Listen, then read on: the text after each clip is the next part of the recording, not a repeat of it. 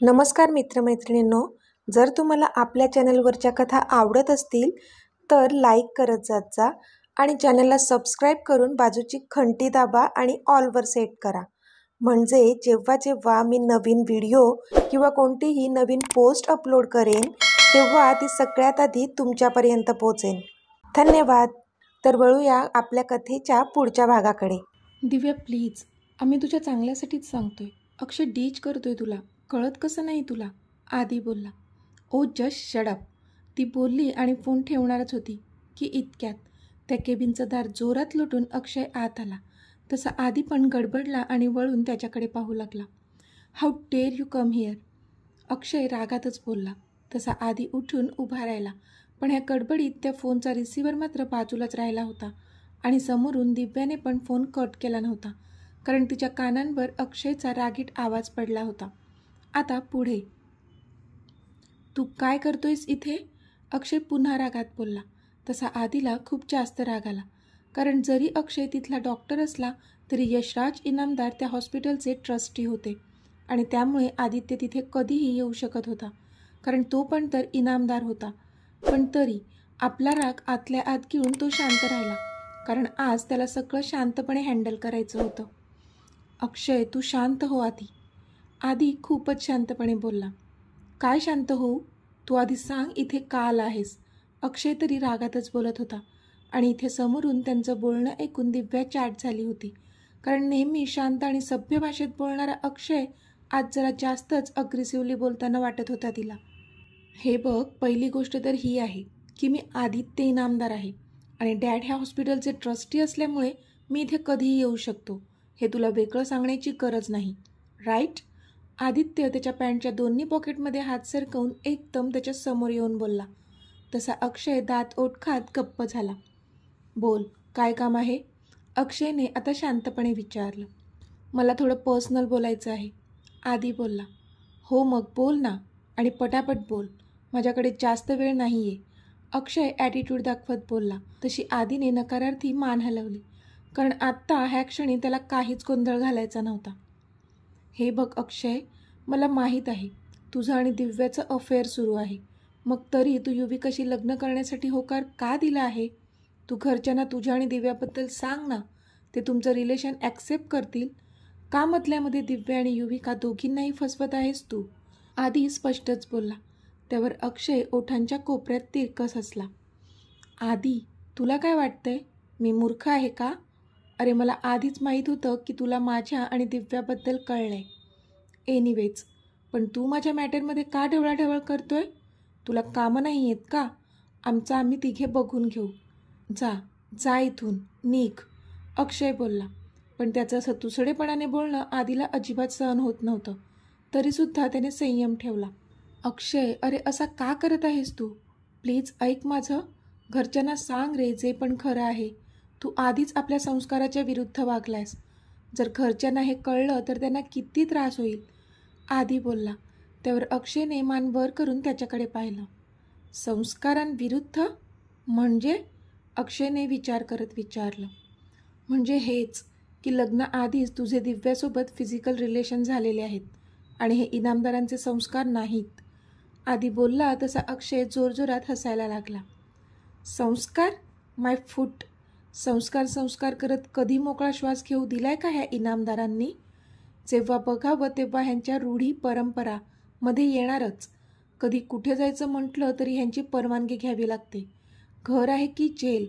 अक्षय चिडून बोलला. त्यावर आदी त्याच्याकडे एकटक पाहू लागला.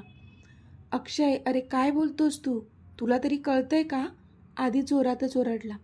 बरोबरच बोलतोय मी, पण माझं दुःख तुला कसं कळणार ना? तू तर लहानपणीच US ला जाऊन राहिला.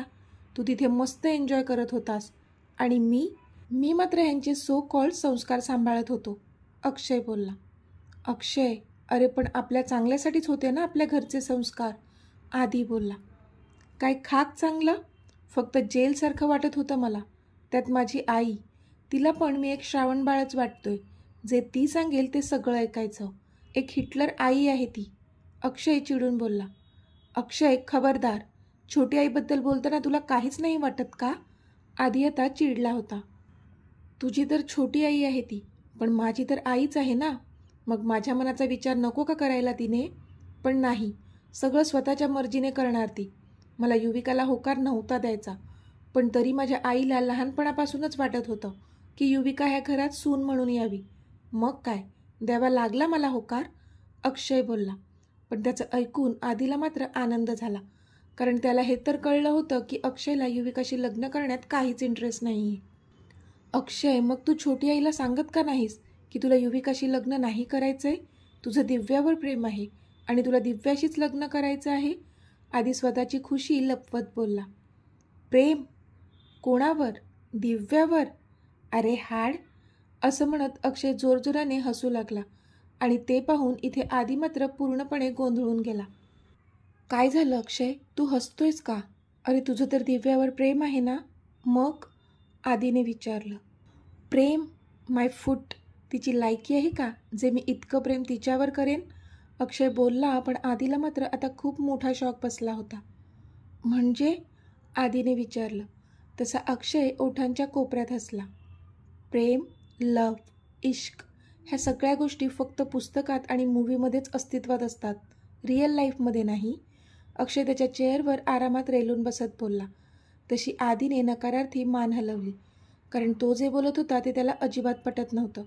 कारण तो स्वतःच त्याच्या चष्मीच्या प्रेमात किती अखंड बुडाला होता हे फक्त त्यालाच माहीत होतं. अक्षय, काय झालंय? आधीने शांतपणे विचारलं. तसं अक्षयने त्याची 4 बोटं हलवून त्याला स्वतःजवळ बोलावलं. चल, आज तुला सांगूनच टाकतो माझं टॉप सिक्रेट, अक्षय हळू आवाजात त्याच्या कानात बोलला आणि मग जोरजोराने हसू लागला. आधीला मात्र काहीच कळत नव्हतं. तो आज त्याचं आणि युवीचं नातं त्याला सांगायला आला होता आणि अक्षयने त्या दोघांमधून बाजूला व्हावं असं त्याला वाटत होतं. पण अक्षयचं हे काय चाललं होतं त्याला काहीच कळत नव्हतं. Top secret? आधीने आश्चर्याने विचारलं. हो, टॉप सिक्रेट, असं म्हणत अक्षय जागचा उठला आणि खिशात हात घालून समोरच्या खिडकीतून बाहेर पाहू लागला. त्याने एक दीर्घ श्वास घेतला आणि मग तो बोलू लागला. माझा मेडिकल कॉलेजमध्ये पहिलाच दिवस होता. मी वेळेतच कॉलेजमध्ये पोचलो होतो. पण मला कुठे माहीत होतं की आज माझ्यासोबत काय होणार आहे. मी एकटाच होतो. आज पहिलाच दिवस असल्यामुळे फ्रेंड्स पण कोणीच नव्हते सोबत. मी तिथल्याच एका क्लासमध्ये जाऊन बसलो. अजून काही मुलं पण येऊन तिथे बसली. तेव्हा कळलं की तो क्लास फर्स्ट इयर्सवाल्यांचाच होता. मग मी बाकीच्या मुलांशी पण फ्रेंडशिप केली तिथे. लेक्चर सुरू व्हायला अजून बराच उशीर होता. पण इतक्यात काही सिनियर मुलं आत शिरली आणि ते सगळ्या मुलांची रॅगिंग करू लागले. कोणालाही काहीही बोलत होते. त्यात आम्ही सगळे नवीन असल्यामुळे काही बोलूच शकत नव्हतो. तरी मी हिंमत करून त्यांना अडवलं. पण झालं उलटच. त्यांनी मलाच धारेवर धरलं आणि आता त्यांच्या तावडीत सापडलेला बकरा मीच होतो. त्यांनी मला 1 तास दिला. क्लास सुरू व्हायला अजून वेळ होता, म्हणून आता आमच्या क्लासच्या डोअरमधून जी पण व्यक्ती आत शिरेल त्या व्यक्तीला मी किस करायचा.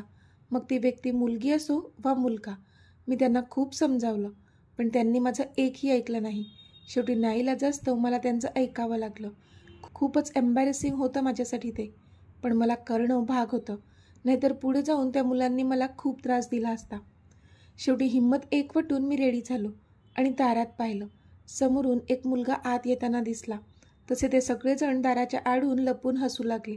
मला खूप लज्जास्पद वाटत होतं सगळं, पण तरी मी एक सुस्कारा सोडला आणि दाराजवळ गेलो. पण तो मुलगा आमच्या क्लासमध्ये एंटर करणारच होता की काय माहीत कुठून एक मुलगी आत शिरली. तसं मी तिच्या कमरेत हात घालून तिला स्वतःजवळ ओढलं आणि तिच्या ओठांवर किस केला. ती मात्र डोळे उघडझाप करून मला पाहत होती आणि इथे जे रॅगिंग करणारे सगळेजण होते ते मात्र स्तब्ध झाले होते, कारण त्यांचा पूर्णपणे पचका झाला होता. पण झटक्यात तिने मला दूर ढकललं. मी तिच्याकडे पाहतच राहिलो, कारण ती खूप जास्त सुंदर होती आणि तिला पाहून माझ्या चेहऱ्यावर एक स्माईल आली होती. म्हणजे मी एका खूप सुंदर मुलीला किस केला होता. ते लव्ह ॲट फर्स्ट साईट झालं होतं मला. मी हवेतच होतो, पण फक्त काही क्षणच, आणि मी धाडकन जमिनीवर आपटलो, कारण क्षणात माझ्या गालावर एक जोराची थप्पड बसली होती. मी गालावर हात ठेवून समोर पाहू लागलो, तर समोर तीच सुंदर मुलगी रागात माझ्याकडे बघत होती. ती दिव्या होती. हाऊ डेअर यू किस मी. तिच्या डोळ्यात जणू अंगार फुलला होता. आय एम सॉरी, ते मला काहीच सुचत नव्हतं काय बोलावं. तुला तर मी प्रिन्सिपलकडेच घेऊन जाईन. तेच बघतील तुला काय शिक्षा द्यायची ते, ती रागातच बोलली. पण प्रिन्सिपलचं नाव ऐकूनच मी घाबरलो. प्लीज मॅडम, प्रिन्सिपलकडे माझी तक्रार नका करू प्लीज, मी तिला रिक्वेस्ट केली. चला रे. ती सिनियर मुलं तिथून सटकली. ते तिने पाहिलं. अहो मॅडम, ह्या मुलांनी रॅगिंगच्या नावावर ह्याला हे करायला सांगितलं म्हणून त्याने केलं. तो तर नाहीच म्हणत होता, पण त्यांनी जबरदस्ती केली त्याच्यावर, म्हणून त्याला करावं लागलं. माफ करा त्याला. आमच्यातला एक मुलगा बोलला तसं तिला सगळं कळलं. मग मात्र ती प्रिन्सिपलकडे गेली नाही आणि मी मनातच हुश्य केलं. पण मी मात्र तिच्या प्रेमात पडलो होतो. आता माझा दिवस तिला बघूनच सुरू होत होता आणि तिला बघूनच संपतही होता. असेच काही महिने निघून गेले, पण ती काही केल्या माझ्या मनातून जात नव्हती. म्हणून मग मी ठरवलं की तिला प्रपोज करायचा. मग जे होईल ते होईल. आणि मी खूप हिंमत एकवटून तिच्या जवळ गेलो. ती एकटीच होती, म्हणून मी ती संधी साधली आणि तिला प्रपोज केला. पण तिने मला स्पष्ट नकार दिला. दिव्या, अगं मला खूप आवडतेस तू. प्लीज माझ्या प्रेमाचा स्वीकार कर, मी तिला विनवत होतो. अक्षय, हे बघ, मला ह्या प्रेमाविमाच्या भानगडीत नाही पडायचं आहे. प्लीज तू पुन्हा हे असलं काही बोलायचं असेल तर माझ्याशी बोलू नको, ती बोलली. अगं पण माझ्यात काय कमी आहे? पहिल्यांदा मला प्रेम झालं आहे. प्लीज असं नको करू, मी बोललो आणि तिचा हात पकडून तिला थांबवलं. अक्षय प्लीज, तुला एकदा सांगितलेलं कळत नाही का? ती चिडून बोलली आणि तिने माझ्या कानाखाली मारलं. तिथे जमलेले सगळेजण हा प्रकार बघून जोरजोराने हसू लागले. स्टे अवे फ्रॉम मी, ती रागात बोलली आणि तिथून निघून गेली. मी मात्र माझ्या गालावर हात ठेवून उभा होतो, त्या सगळ्या जणांच्या नजरा झेलत. शेवटी झालेला अपमान गिळत मी तिथून निघालो आणि माझ्या रूममध्ये गेलो. पण झाल्या प्रकाराने मला खूप हर्ट झालं होतं. मी 2 दिवस कॉलेजला गेलोच नाही. तिचा विचार सोडून द्यायचा असा विचार केला. असेच काही दिवस निघून गेले आणि एक दिवस आला ज्या दिवशी राकेशने तिला सगळ्या क्लाससमोर प्रपोज केला. पण ह्यावेळी मात्र तिने राकेशला होकार दिला आणि ते बघून मी शॉक झालो. म्हणजे मला तर म्हणाली होती की प्रेमाच्या भानगडीत पडायचं नाही आहे. मग राकेशला होकार कसा काय दिला तिने? मग माझ्यात काय कमी होती? मी विचार करू लागलो आणि तिच्याबद्दलचा राग अजूनच जास्त उफाळून आला माझ्या मनात. जर तिने माझ्या प्रेमाचा आदर नाही केला तर तिलासुद्धा मी असं सहजासहजी खरं प्रेम मिळू देणार नाही. मी मनातल्या मनात ठरवलं आणि मग मी एक प्लॅन केला आणि राकेशला एका प्रकरणात अडकवलं आणि सगळे पुरावे त्याच्या विरुद्ध कसे होतील हे पाहिलं. राकेश अडकला आणि दिव्या एकटी पडली.